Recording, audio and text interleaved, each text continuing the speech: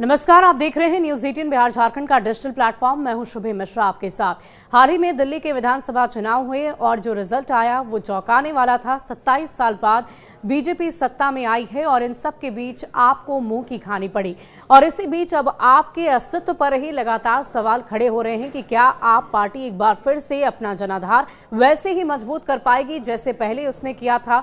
क्या एक बार फिर से सत्ता में उसकी वापसी हो पाएगी या पंजाब में भी वो उसकी स्थिति वैसी ही होगी जैसी दिल्ली में हुई है। लेकिन इन सब के बीच खबर ये आ रही है कि आम आदमी पार्टी ने अब नए तरीके से रणनीति बनाने पर फोकस शुरू कर दिया है और इसी के तहत पूरी तैयारी पंजाब को देखते हुए की जा रही है। क्या है ये तैयारी और क्या बदलाव आम आदमी पार्टी की तरफ से किए गए हैं, आपको पूरी जानकारी विस्तार में देते हैं। दिल्ली विधानसभा चुनाव में हार से सबक सीखते हुए आम आदमी पार्टी ने कुछ निर्णय लिए हैं। आपके सूत्रों ने यह बताया है कि दिल्ली में हार के बाद कुछ लक्ष्य तय किए गए हैं। आपने तय किया है कि पंजाब को एक आदर्श राज्य के रूप में स्थापित करना है। पार्टी पंजाब के किले को बरकरार रखने की कोशिश करेगी और पंजाब मॉडल बनाने के लिए शासन प्रदान करना पार्टी की सबसे बड़ी प्राथमिकता होगी।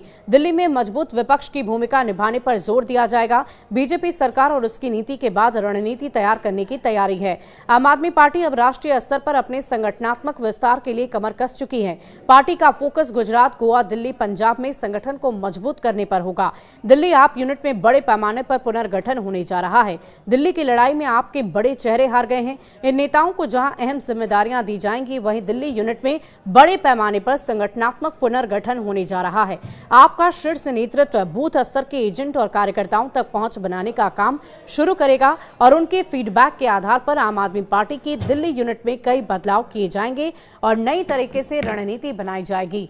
तो इन्हीं रणनीतियों में बदलाव के तहत आम आदमी पार्टी पूरी कोशिश में लगी हुई है कि किसी भी तरीके से एक बार फिर से उसी जनाधार को लेकर वो वापस लौटे और साथ ही साथ अलग अलग राज्यों में उसकी पकड़ वैसी ही जमीनी स्तर पर बनी रहे जैसे पहले बनी हुई थी। देखने वाली बात होगी कि इस रणनीति में बदलाव से आम आदमी पार्टी को कितना फायदा मिलता है। शुक्रिया।